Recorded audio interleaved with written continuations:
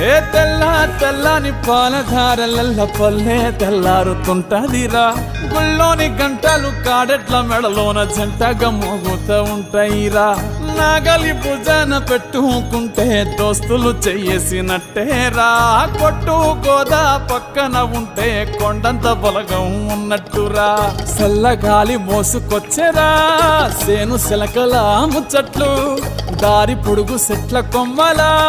రాలుతున్న పూల సప్పట్లు గట్టి మోపులు కాల్వ గట్టులు చెమట సుక్కల్లో తడిసిన ఈ మట్టి గంధాల